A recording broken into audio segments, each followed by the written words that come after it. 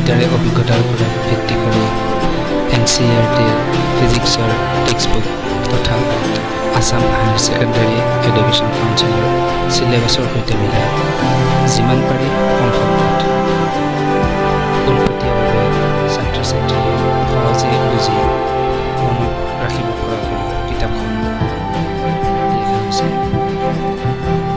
কিতাপখন বিশেষকৈ সেইসকল ছাত্ৰ ছাত্ৰীৰ বাবে লিখা হৈছে যিসকলে ফিজিক্স টান পায় আৰু যাৰ বাবে ফিজিক্স আতংক হৈ পৰিছে।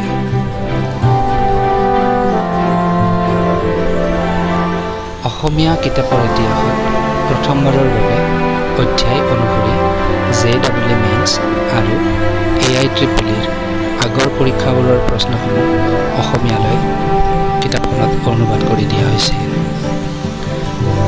প্ৰতিটো অধ্যায়েৰে বিভিন্ন ধাৰণাৰ ৰোমন্থন কৰি পুনৰাবৃত্তি কৰিবৰ বাবে অধ্যায়বোৰৰ শেষত প্ৰশ্ন দিয়া হৈছে। লগতে HS ফাইনেল পৰীক্ষাৰ আগৰ বছৰবোৰৰ প্ৰশ্নসমূহ অধ্যায় অনুযায়ী ভাগ ভাগ কৰি দিয়া হৈছে। এই ক্ষেত্ৰত বিভিন্ন ছাত্ৰ ছাত্ৰীৰ সৈতে হোৱা মোৰ প্ৰত্যক্ষ অভিজ্ঞতা আৰু বিশেষকৈ পদাৰ্থ বিজ্ঞানৰ বিভিন্ন খুলনি কিছুমানৰ ব্যক্তিগতভাৱে মোৰ ওচৰ চপা ছাত্ৰ ছাত্ৰীসকলৰ অশেষ ভালপোৱা আৰু সমৰ্থনৰ বাবে ধন্যবাদ। আৰু তেওঁলোকে মোৰ ওপৰত ৰখা আস্থাৰ বাবে মই তেওঁলোকৰ ওচৰত বিশেষভাৱে কৃতজ্ঞ। কিতাপখনত অনিচ্ছাকৃতভাৱে তথা ভুলবশতঃ ৰৈ যোৱা গতিৰ বাবে মই ক্ষমা প্ৰাৰ্থী।